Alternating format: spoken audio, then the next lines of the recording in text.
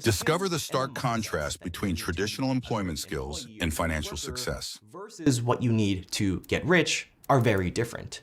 And this is all built by design. And trust me, this isn't some woo-woo conspiracy nonsense. Just bear with me for a couple seconds. Okay, so the education system as we know it today is actually relatively new. It's about 200 or so years old.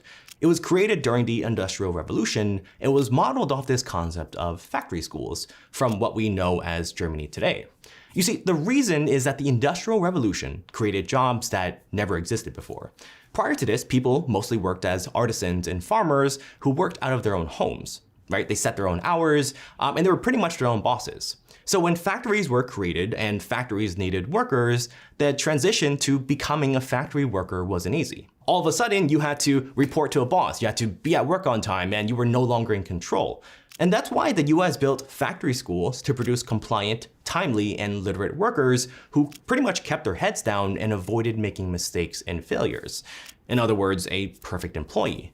But unfortunately, these are also the complete opposite traits and skills you need if you want to get rich. So knowing this, I worked really hard to reprogram myself.